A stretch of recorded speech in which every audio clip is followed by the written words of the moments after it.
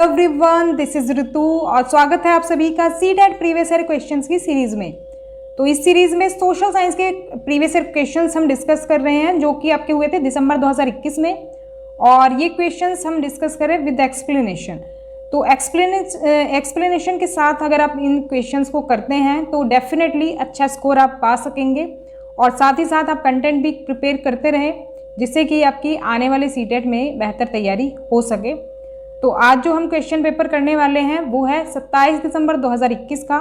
तो इस question paper के कुछ क्वेश्चंस रह गए थे, तो इस वीडियो में हम उनको कंप्लीट कर लेंगे। You can also follow me on social media, Facebook page, Insta ID and Telegram channel, सभी का लिंक आपको डिस्क्रिप्शन में मिल जाएगा। तो आज की क्लास का पहला क्वेश्चन है, राजद्रोह अधिनियम 1870 के बारे में निम्नलिखित में से कौन सा कथन सही है? Which of the following statements is correct about Sedition Act 1870?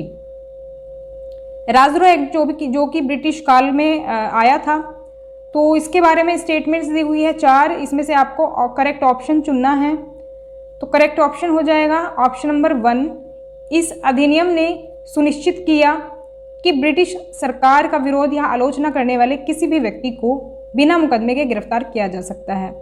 तो उनका जो ये कानून था, ये था एक तरह से ब्रिटिश के हित में, ब्रिटिशर्स के हित में, क्योंकि जो भी उनकी सरकार का विरोध करेगा या फिर क्रिटिसाइज़ करेगा उनकी गवर्नमेंट को, तो वो बिना मुकदमा चलाए किसी को भी गिरफ्तार कर सकते हैं। ऐसा ये एक्ट था। राजद्रोह अधिनियम है, तो नाम से ही आप इसको समझ सकते हैं। तो पहला ऑप्शन इसमें करेक्ट हो जाएगा। नेक्स्ट क्वेश्चन है, ग्रामीण क्षेत्र में गैर कृषि गतिविधियों के समूह की पहचान करें। Identify the group of non farm activities in a rural area. तो आप जानते हैं जो ग्रामीण क्षेत्र होते हैं या फिर रूरल एरियाज जो होते हैं, इनमें कृषि के अलावा भी कुछ और काम होते हैं, वही हमें बताना है। और कौन कौन से काम होते हैं खेती के अलावा भी।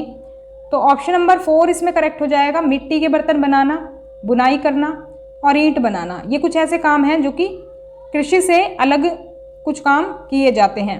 तो ऐसा नहीं है जो गांव होते हैं उनमें सिर्फ खेती पर ही लोग डिपेंड होते हैं, खेती के अलावा भी बहुत से काम करते हैं जिसमें कि ये सब काम आते हैं। बाकी ऑप्शंस की बात करें तो इसमें देखो खेती के काम भी दे दिए हैं, जैसे धान की रुपाई जो है ये खेती के काम में आता है, तो इसलिए ये हमारा नहीं होगा। और निराई करना भी खेती के काम में आता है, तो ये भी नहीं होगा। और निराई करना भी खेती के काम में आता है, तो तीनों ऑप्शंस एलिमिनेट हो जाएंगे। फोर्थ ऑप्शन ही हमारा ऐसा बचता है जो कि गैर कृषि गतिविधियों के अंदर आता है। फोर्थ ऑप्शन सही हो जाएगा। नेक्स्ट क्वेश्चन है, साप्ताहिक बाजार में निम्नलिखित में से किस वस्तु की खरीद बिक्री की संभावना सबसे कम होती है? Buying and selling of which of the following goods is least likely to be witnessed in a weekly market. तो देखो आपको पता ही है जो वीकली मार्केट है वो हफ्ते में एक बार लगता है। तो आप किसी भी टाउन में रहते हैं या किसी बड़े शहर में रहते हो तो ज़्यादातर हर जगह आपको ये मार्केट मिल जाएगी। और इस मार्केट में जो आपकी रोज़मर्रा की चीज़ें होती हैं, छोटे मोटे जो घर के ज़रूरत के सामान होते हैं, वो आपको वहाँ पर मिल जाते हैं। तो इसमें जो करेक्ट ऑप्शन होएगा वो सेकंड हो जाएगा। कार के इंजन और पहिए आपको वीकली मार्केट में देखने को नहीं मिलेंगे। बाकी आप देखें तो ये बाकी के सभी सामान आपको वीकली मार्केट में नॉर्मली देखने को मिल जाएंगे। तो ऑप्शन सेकंड इसमें सही हो जाएगा। नेक्स्ट क्वेश्चन है, ये एक स्टेटमेंट दी हुई है, ये आपको पहचानना है कि किसने कहा है। अपने स्वाभिमान की कीमत पर जीना शर्मनाक है। स्वाभिमान जीवन का सबसे महत्वपूर्ण कारक है, इसके बिना मनुष्य एक सिफर है। स्वाभिमान के साथ जीने के लिए मुश्किलों से पार पाना होता है और केवल कठिन और निरंतर संघर्ष से ही व्यक्ति को शक्ति, आत्मविश्वास और मान्यता प्राप्त होती है। तो इसकी अगर बात करें तो ये स्टेटमेंट है डॉक्टर भीमराव अंबेडकर की। तो आप पहली लाइन से भी इसको पहचान सकते हैं, क्योंकि ये दलित जाति को बिलोंग करते थे। तो उस टाइम पर दलित जाति तो जो थी नीची जाति समझी जाती थी, जिसके कारण इन लोगों को अछूत समझा जाता था, अनटचेबल समझा जाता था। तो इसीलिए इन्होंने ये कहा कुछ इस तरह की बात कि अपने स्वाभिमान की कीमत पर जीना शर्मनाक है। अगर आपको सेल्फ रेस्पेक्ट नहीं मिलती है तो ये एक तरह से क्या है, डिस्ग्रेसफुल है। तो मतलब कि इस तरह की जो बातें हैं ज़्यादातर इन्होंने ही कही हैं। तो इसके आधार पर भी आप इसको पहचान सकते थे। तो सेकंड ऑप्शन जो है वो करेक्ट हो जाएगा। वैसे तो बहुत से लोग हैं जिन्होंने इस चीज़ को फेस किया था, जो नीची जाति होने की जो उस टाइम पर बहुत ज़्यादा बड़ी बात होती थी, तो बहुत ज़्यादा भेदभाव इनको फेस करना पड़ता था। तो ऐसा तो बहुत लोगों ने फेस किया है, लेकिन इनको ये बात सबसे ज़्यादा दुखद लगती थी। तो नेक्स्ट क्वेश्चन पर चलते हैं। लिंग और व्यवसाय के संबंध में छात्रों की रूढ़ियों को चुनौती देने के लिए सबसे अच्छा उदाहरण कौन सा होगा? Which would be the best example to challenge students stereotypes regarding gender and occupation. तो आपको पता ही है, कुछ जो ऑक्यूपेशंस हैं वो जेंडर से कनेक्ट करके देखे जाते हैं। तो उसी की से रिलेटेड ये क्वेश्चन पूछा गया है कि इसमें ऐसा कौन सा ऑप्शन है जो कि स्टीरियोटाइप को एक तरह से तोड़ता है या चुनौती देता है। तो ये ऑप्शन 3 करेक्ट हो जाएगा, पुरुष भरतनाट्यम नर्तक। तो बेसिकली फीमेल्स को देखा जाता है नर्तकी के तौर पर, जो डांसर होते हैं वो मेल कम ही होते हैं, ऐसा पहले माना जाता था, अब तो बहुत मिल जाएंगे। और एक तरह से ये क्या है, ये स्टीरियोटाइप को तोड़ता हुआ एग्जाम्पल है, तो इसीलिए 3rd ऑप्शन करेक्ट हो जाएगा। नेक्स्ट क्वेश्चन है, किसी कानून को तोड़ना या मौलिक अधिकारों का उल्लंघन एक कार्य है। देखो हिंदी में तो उल्लंघन है ये, लेकिन इंग्लिश में देखें तो एक दूसरा वर्ड है ये, ब्रेकिंग अ लॉ और breach infringement of fundamental rights is an act of. तो अगर आप किसी कानून को तोड़ते हैं या फिर किसी मौलिक अधिकार का उल्लंघन करते हैं तो उसको क्या कहा जाता है? तो ये कहलाता है आपका वायलेशन। ऑप्शन 3 करेक्ट हो जाएगा। जहाँ वैसे तो ये हिंदी में उल्लंघन ही दिया हुआ है दोनों जगह पर, लेकिन इंग्लिश में अगर देखें तो शब्दों में थोड़ा सा अंतर है। तो वायलेशन जो है वो कहलाता है अगर आप किसी मौलिक अधिकार का उल्लंघन करते हैं या फिर कानून को तोड़ते हैं तो। नेक्स्ट क्वेश्चन है, कक्षा में सार्वभौम वयस्क मताधिकार की अवधारणा पर चर्चा करने के लिए निम्नलिखित में से किस उदाहरण का उपयोग किया जा सकता है? Which of the following examples can be used to discuss the concept of universal adult franchise in a classroom. तो जो एग्जाम्पल्स दिए हुए हैं उनके आधार पर आपको ये पहचानना है कौन सी स्टेटमेंट करेक्ट रहेगी इससे रिलेटेड। तो करेक्ट ऑप्शन हो जाएगा ऑप्शन नंबर 2, यानी कि ए और बी जो हैं वो करेक्ट हैं, तीसरी जो है करेक्ट नहीं है। क्यों करेक्ट है ये दोनों स्टेटमेंट्स? देखो सार्वभौम वयस्क मताधिकार की जब हम बात करते हैं तो हम बात करते हैं कि कोई भी अडल्ट जो कि 18 साल का है या फिर 18 साल से ऊपर का है, तो चाहे वो किसी भी जाति धर्म को बिलोंग करता हो, किसी भी वर्ग से हो, उसको वोटिंग का राइट मिलेगा। तो यहाँ पर ये कुछ ऐसे ही एग्जाम्पल्स दिए हुए हैं। 18 साल से ऊपर की ये उम्र है 19 वर्ष, मुजलेहा की जो उम्र है, और विधानसभा चुनाव में ये अपना वोट डाल रही है। तो ये एग्जाम्पल हम पेश कर सकते हैं। दूसरा है अन्ना 31 वर्ष, तो ये भी 18 साल से ऊपर का है, ये लोकसभा चुनाव में अपना वोट डाल रहे हैं, तो ये भी हम एग्जाम्पल के तौर पर समझा सकते हैं इसके थ्रू यूनिवर्सल एडल्ट फ्रेंचाइजी को। और जो 3rd ऑप्शन है इसमें देखो उम्र से ही ये हमारा एलिमिनेट हो जाता है ऑप्शन, क्योंकि इसमें 17 साल की बात करी गई है, जबकि जो वोटिंग की उम्र है वो है 18 साल या फिर उससे ज़्यादा, तो इसीलिए ये एलिमिनेट हो जाएगा ऑप्शन नंबर सी। तो इसीलिए 2nd ऑप्शन करेक्ट है जिसमें कि ए और बी स्टेटमेंट्स हमारी इंक्लूड हैं। नेक्स्ट क्वेश्चन देख लेते हैं, कौन सा संवैधानिक प्राधिकरण केंद्र और राज्य के बीच अपनी अपनी शक्तियों के प्रयोग पर विवाद की जांच करता है? Which constitutional authority examines a dispute between the centre and the states on exercise over their respective powers. तो सीधे सीधे पूछा गया है कि केंद्र और राज्य के बीच अगर मान लो कोई विवाद हो जाता है तो उस पर जांच कौन करता है, किसको राइट्स मिले हुए हैं? तो ये होता है सुप्रीम कोर्ट। 2nd ऑप्शन इसमें करेक्ट हो जाएगा। तो बेसिकली सुप्रीम कोर्ट जो है, जो ये शक्तियाँ होती हैं केंद्र और राज्य की, इनके बीच क्या काम करता है? ये अंपायर की तरह एक तरह से काम करता है। और केंद्र और राज्य के बीच अगर कोई विवाद हो जाता है तो उच्चतम न्यायालय उस विवाद को सुलझाने में मध्यस्थ के रूप में महत्वपूर्ण भूमिका निभाता है। जैसे कि होता है ना एक बीच में, जैसे मान लो आपके किसी 2 फ्रेंड्स के बीच अगर लड़ाई हो गई तो आप उसमें क्या करेंगे? मीडिएटर का काम करेंगे, बीच में मतलब मिडल मैन का रोल प्ले करेंगे, आप जो है उनका झगड़ा खत्म करवाएंगे। तो इसी तरह से होता है ये सुप्रीम कोर्ट भी। नेक्स्ट क्वेश्चन देख लेते हैं। नेक्स्ट क्वेश्चन है, अंतर्राष्ट्रीय महिला दिवस पर क्या होता है कि दुनिया भर की जो महिलाएं हैं जश्न मनाने के लिए और उन्हें नवीनीकृत करने के लिए एक साथ आती हैं। तो एक तरह से ये महिला आंदोलन के बारे में है। तो ये कौन सी रणनीति के अंदर आता है महिला आंदोलन की? ये ऑप्शन 4 इसमें करेक्ट हो जाएगा, एकजुटता दिखाना। तो इंटरनेशनल विमेंस डे पर बेसिकली जो महिलाएं इकट्ठी होती हैं वो एक तरह से एकजुटता दिखाने के लिए इकट्ठी होती हैं। या फिर आप इसको किसी और ओकेशन पर भी देख सकते हैं, या फिर आप इसको देख सकते हैं किसी महिला के साथ कभी कोई अन्याय होता है या फिर कोई क्राइम होता है तो तब भी महिलाएं एक जगह इकट्ठी होकर के क्या करती हैं, अपनी एकजुटता दिखाती हैं, एकता दिखाती हैं। इसको कहते हैं हम क्या, शोइंग सॉलिडेरिटी। तो ये आपको मिल जाएगा पॉलिटी के एक चैप्टर में।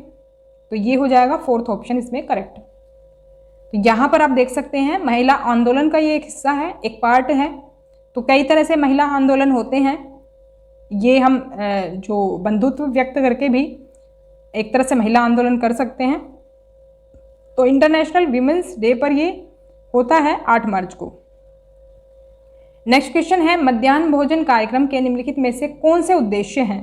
विच of the following are the aims of mid day meal programme? तो मिड डे मील प्रोग्राम को पीएम पोषण स्कीम के नाम से जाना जाता है और इसमें बताना है कि किस उद्देश्य से, मतलब कि ये प्रोग्राम शुरू किया गया था। 4 स्टेटमेंट्स दी हुई हैं, इसमें पहचानना है कि कौन सी स्टेटमेंट सही होनी चाहिए। तो करेक्ट ऑप्शन की बात करें तो हो जाएगा ऑप्शन नंबर 2, यानी कि ए, सी और डी जो स्टेटमेंट्स हैं वो करेक्ट हो जाएंगी। बी इसमें नहीं होगी। देखो, जातिगत पूर्वाग्रह को कम करना इसका उद्देश्य है, ना कि मजबूत करना, तो इसी वजह से ये स्टेटमेंट हट जाएगी यहाँ से। और ये तीनों सही हो जाएंगी। बच्चों को स्कूल में प्रवेश बढ़ाना और उनको बनाए भी रखना, सिर्फ प्रवेश यानी उनको एक तरह से दाखिला दिलाना ही हमारा उद्देश्य नहीं है, बल्कि उनको उसमें स्कूल में बनाए रखना भी है, यानी कि वो रेगुलर रहें बच्चे स्कूल में, ऐसा इसका मकसद है। दूसरा, भूख की समस्या कम करके पढ़ाई में एकाग्रता बढ़ाना।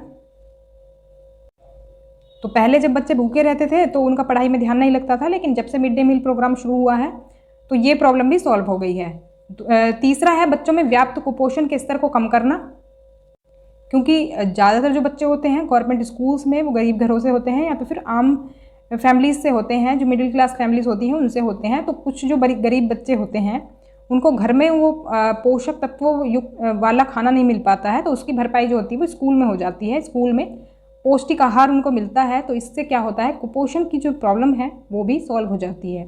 तो ये जो 3 स्टेटमेंट्स हैं वो इसमें करेक्ट हो जाएंगी। बाकी पॉइंट्स भी इसमें देख सकते हैं। पीएम पोषण स्कीम इसको कहते हैं अब, और एक तरह से समानता सुनिश्चित करने के लिए, इक्वलिटी लाने के लिए ये प्रोग्राम शुरू किया गया था। तो इस कार्यक्रम के तहत क्या है ये कि जो गवर्नमेंट स्कूल्स होंगे उनमें प्राथमिक विद्यालयों में बच्चों को मुफ्त पका हुआ भोजन दिया जाएगा, यानी कि 1st to 8 क्लास जो है बच्चों को फ्री में खाना दिया जाएगा पका हुआ। और इसकी हिस्ट्री की बात करें तो ये शुरुआत हुई थी इसकी तमिलनाडु स्टेट में, और इसके बाद 2001 में सुप्रीम कोर्ट ने इसको सभी राज्यों में स्टार्ट करने के लिए आदेश दे दिया। और ये जो प्रोग्राम है इसके काफ़ी सारे पॉजिटिव इम्पैक्ट्स रहे। उन्हीं इम्पैक्ट्स को देख लेते हैं कि क्या क्या रहे। जैसे कि मध्याह्न भोजन योजना जब ये स्टार्ट हुई तो उसके बाद क्या हुआ, गरीब बच्चे जो थे उनका जो एडमिशन होने लगा वो काफ़ी काफ़ी संख्या में होने लगा। जो बच्चे पहले पढ़ने में इंटरेस्ट नहीं लेते थे वो भी इंटरेस्ट लेने लगे और रेगुलर भी स्कूल में आने लगे। बच्चों को दोपहर के भोजन के लिए फिर घर नहीं जाना पड़ता था, तो इसीलिए जो सेकंड पाली में वो नहीं आते थे, फिर वो प्रॉब्लम भी सॉल्व हो गई। वो पूरे दिन के लिए स्कूल में रहते थे फिर, और वापस अपने घर में नहीं रुक जाते थे। जब वो लंच के लिए पहले घर में जाते थे तो वो वहीं पर रह जाते थे, बाकी जो लंच के बाद की जो पढ़ाई थी वो उनकी छूट जाती थी। लेकिन अभी जो अटेंडेंस है उसमें इम्प्रूवमेंट हुआ है, क्योंकि वो लंच में बीच में नहीं जाते हैं घर। और पहले देखो उनकी मदर जो थी वो काम पर जाती थी, तो काम उनकी मदर्स को छोड़ करके आना पड़ता था बच्चों को खाना खिलाने के लिए। लेकिन ये प्रॉब्लम भी सॉल्व हो गई जब मिड डे मील उनको स्कूल में मिलने लगा, तो फिर ये प्रॉब्लम भी उनकी सॉल्व हो गई। इसके अलावा जातिगत पूर्वाग्रह जो थे वो कम हो गए, क्योंकि देखो सभी जाति के बच्चे एक साथ खाना खाते थे। इसके अलावा जो दलित महिलाएं थीं उनको काम पर रखा गया खाना पकाने के लिए, तो क्या हुआ, इससे सभी लोग एक साथ मिल करके रहने लगे। तो एक तरह से क्या हुआ, जातिगत पूर्वाग्रह थोड़े कम हुए और गरीब छात्र जो थे उनकी भूख मिटाने में हेल्प मिली। तो आप देख रहे होंगे जो क्वेश्चंस में जो स्टेटमेंट्स थी इनसे काफ़ी सारी मैच कर रही हैं, तो ऐसे ही पॉइंट्स उठा लिए जाते हैं एज इट इज़, तो आपको ये ध्यान रखना है। तो मध्याह्न भोजन योजना जो मिड डे मील स्कीम रही है काफ़ी इक्वालिटी बढ़ाने में काफ़ी इंपॉर्टेंट रोल ये प्ले करती है। इसके अलावा कई चैलेंजेस भी हैं। भले ही कितनी ही इक्वालिटी गवर्नमेंट लाने की कोशिश करे, लेकिन जो सोसाइटी है उसमें कहीं ना कहीं इक्वालिटी पाई जाती है। जैसे कि अमीर और गरीब बच्चों के स्कूलों में अंतर मिलता है। जैसे कि जो अमीर हैं वो पसंद नहीं करते गवर्नमेंट स्कूलों में बच्चों को भेजना, तो जो गरीब हैं ज़्यादातर वही आपको दिखाई देंगे स्कूलों में, ये गवर्नमेंट स्कूलों में। और इसके अलावा जाति के आधार पर जो भेदभाव है वो भी बहुत सी जगह पर अभी भी देखने को मिलता है। जैसे कि जो पिछड़े हुए इलाके हैं, रूरल एरियाज़ जो हैं पिछड़े हुए, उनमें आज भी आपको देखने को मिलेगा। तो एटीट्यूड जो चेंज होने का जो प्रोसेस है वो काफ़ी स्लो है।